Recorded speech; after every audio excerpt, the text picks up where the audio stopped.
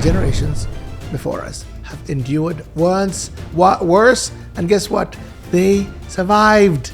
How do you hold hope when you hear me say, hey, the traditional family is dead? Because of social media, everything seems like it's right here. Suicides on the rise among our kids. Faith doesn't ignore the darkness. It stares into it and says, we're not done yet. Hello, this is Dr. Dennis. Welcome to Honest Conversations, a platform where we do just that. We talk honestly about success, about achievement, about relationships, about attitude, about faith, and indeed about life itself. And today's topic, faith. Talk about faith, but we're going to really go deep dive into faith, dynamics of faith, and where rudimentary definition of faith. And I'm going to start in a way you're going to be like, oh man, okay, get braced for my start. My start is I want to talk first about how bad things are. And I'm going to talk about from a context of an American or a Western experience. And then because faith is applied to something. Faith gets applied to something. I'm going to invite you to apply this thing called faith to all of this. Check it out. So we are witnessing as we turn the news on, your news, wherever you get the news from, cultural, moral, unraveling, declining educational standards, first of all, which is, with society starts miseducating or not educating their people or their, what happens then? What's going to happen in the future? Whichever generation doesn't know how to think. So declining educational standards, we're seeing crime rates going through the roof. Some of this is post-COVID issues. Then families breaking down. The family, the old thing, the thing that held communities together, family. Because absentee fathers, 80% in the black community alone, up to now is ticking almost up to 80%. 7.5, okay, let's say 7.5. 7.5 out of all new black babies are born out of wedlock, for example. Record levels of drug overdoses. We see fentanyl, the deaths. The number one killer in America is drug overdoses. Staggering 300% increase in self-harm among our kids. 300%. This is the USA. This is America alone. And what's interesting is we go to countries like Africa where these things, in fact, we used to call them diseases of the West. Whenever you showed up with, I'm depressed. It's like, what? Depressed? Why? Yeah, because the old ADHD and some of those illnesses, some of those maladies are on the rise. Suicides on the rise among our kids in Africa. Usually, again, I say this too. We had, and I jokingly say, but not that we actually had reasons to kill ourselves in terms of every Friday the soldiers escape from their barracks and they come and they rape us. Every Friday they rape us house to house to house. So it is Thursday today. What's that kid feeling like? Wanting to do? To not exist. But not one. Very, very rarely. In fact, I'll tell you, I never ever heard of any of my fellow village boys, my friends. Oh yeah, Kato killed himself. Because this is just not an option. In fact, if your parent found you attempting to kill yourself, they would just spank you and told you never to do. Don't ever try that again. And because you don't quit, because there's family, there's all these reasons. Now, am I saying that there's zero suicidal ideation? Of course not. In fact, on the flip side, I say that if you've never wished that you weren't alive at a certain point in your life, then you haven't suffered enough. There is deep suffering that makes you wish you were dead. Yes, but do you go ahead and do it? No. Yet, our children are doing it. Record numbers. Okay, exploding homeless populations. We're talking about functional, able-bodied men. In fact, I've had friends visit from overseas and have said, Dennis, what's going on here? These are men who are okay. They're not like, because whenever you saw around the world, if somebody was homeless, they were mentally not well. No. These are able-bodied women, men and women, sleeping on sidewalks in the wealthiest nation in history. I think, did you hear me? America is, right now, our $16 trillion economy makes us the wealthiest nation in all of history. Yeah. Yet, homeless populations through the roof. Gun violence ripping through our cities. Vulgarity glorified through rap music and hip-hop and hey, all genres, television, pop culture, vulgarity everywhere. It's hard pressed. You'll be hard pressed today to find a wholesome family show. Because there's cuss words. It's like cuss words. And sorry, in fact, my children were saying, yeah, actually they've now, there's a rating for just one F-bomb. It's like, what? Yeah, they actually increased it to 1. It's not R-rated as long as it just has 1. And okay, because standards are been reduced. Medicine has been politicized. Once sacred Hippocratic oath, the Hippocratic oath, which is like first do no harm, that oath that every doctor takes, or medical specialist takes, yeah, but that's buried under this agenda-driven science, radical popularization of deepening so-called prophets of diversity, equity, inclusion, DEI. Of course, there is merit to, hey, let's make sure that there's diversity here. There's also, which is, I think, why it became so popular. Equity. What's wrong with equity? What's wrong with inclusionism? Nothing's wrong, but if it becomes an agenda and the driving, criteria for hiring and all that, then we have another problem, as we have seen. Because you have, black students shamed or attacked for acting white because they got good grades. What is that? What's that?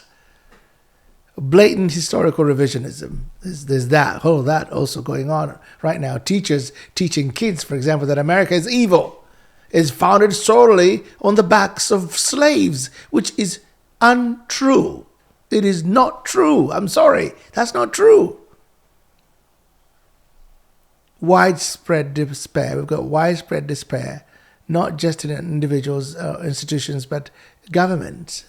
The governments around the world. So yes, it is not all good news.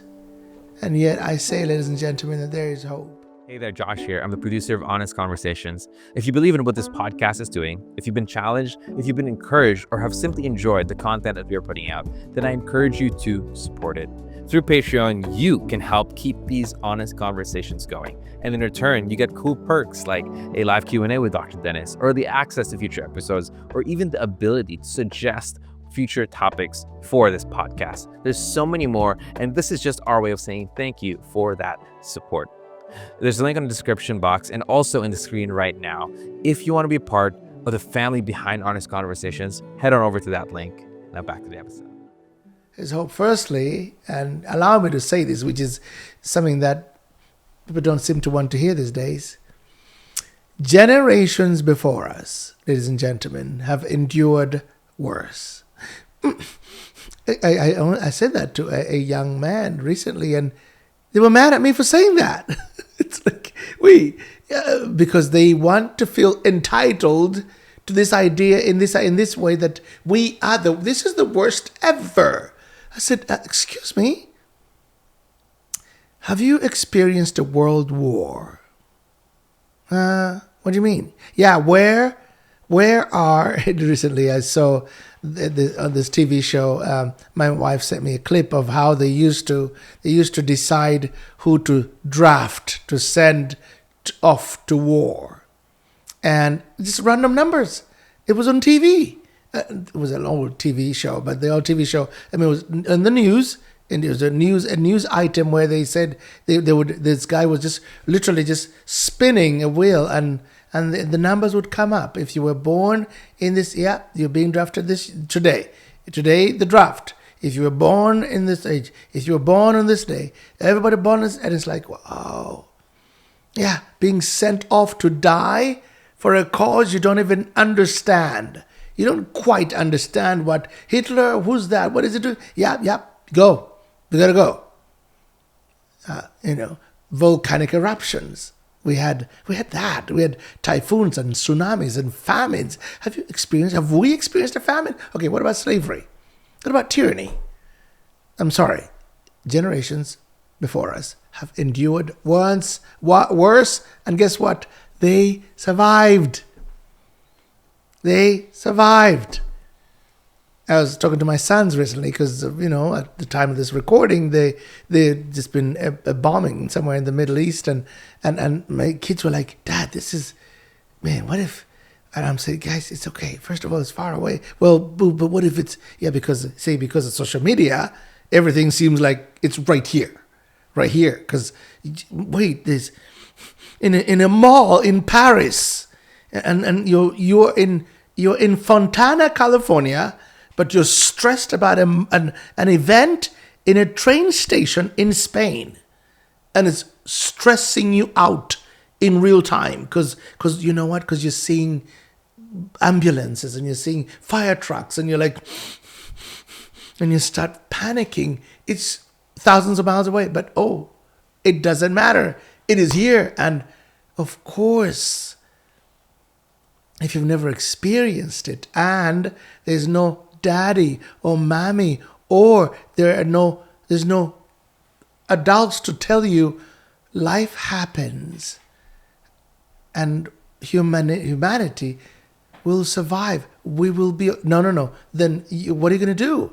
You're going to panic. I'm not blaming you for panicking. I'm saying this is the state of affairs. Let me say that again. I'm not belittling you. I'm not saying you're weak. I am saying this is the state of affairs.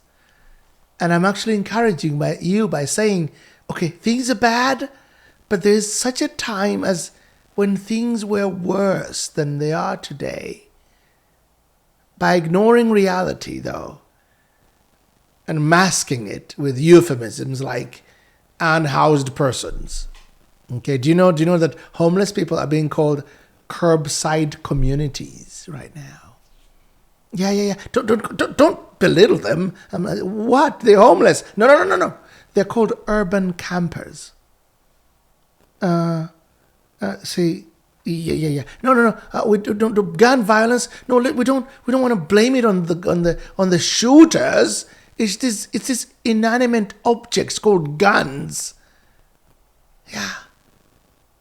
There's the guns. Are they shooting themselves? No. But if the guns were removed, now I'm not saying let's give everybody a gun, but I think we're blaming the wrong thing. We're focusing on the wrong. May I suggest, please, that can we stop, for example, attributing the tragic black homicide on white police officers? But you don't understand. Yeah, but. Okay, so you're probably thinking you're talking about faith. Dennis, are you gonna? Is this a morbid show on just how dark things are? No.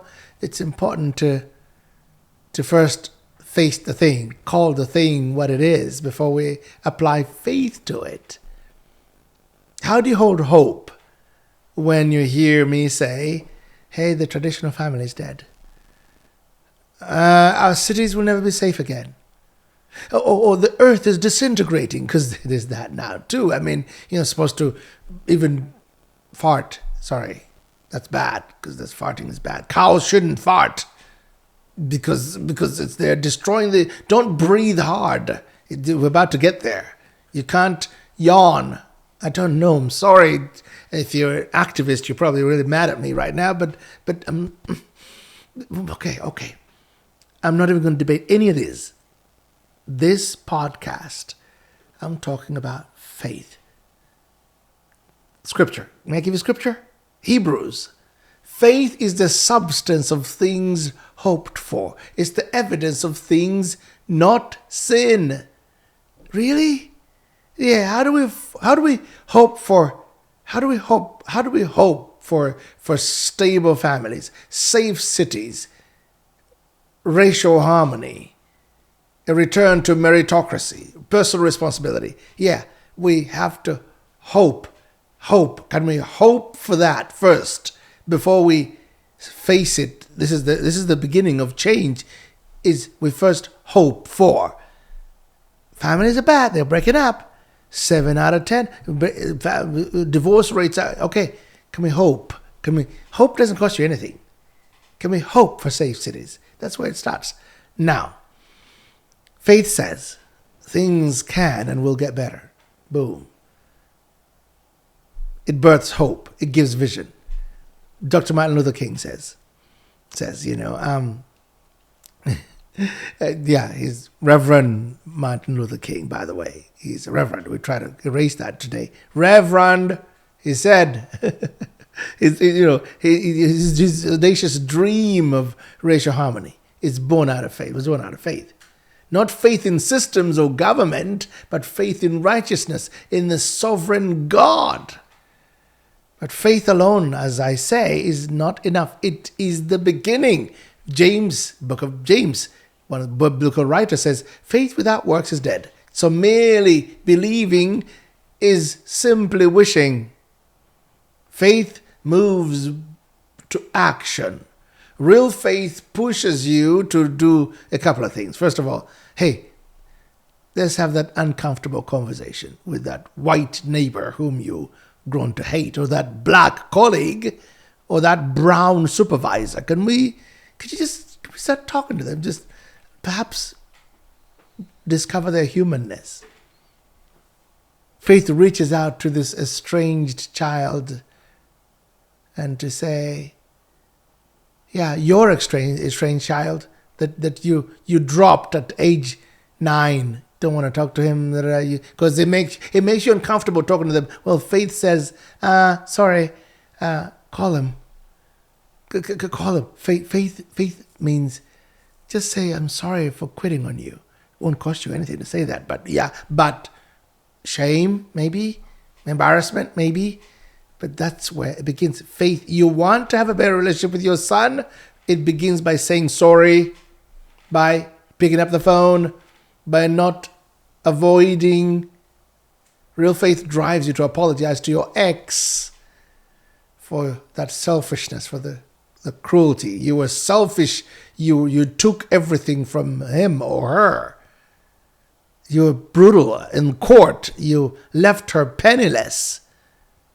Faith doesn't ignore the darkness. It stares into it and says, we're not done yet. It rolls up its sleeves, it digs deep and keeps believing for a better tomorrow. Faith refuses to settle for bitterness, victimhood, for tribalism. It refuses. Faith declares, by God's grace, we will rise. We can do this. By faith, we will do this. Faith. Today's discussion, honest conversation, is about faith. Can we believe again? Can we please believe again? And that is our honest conversation. And write me, comment, questions. If this triggered you somehow, yeah, I want to hear. Comment section right there.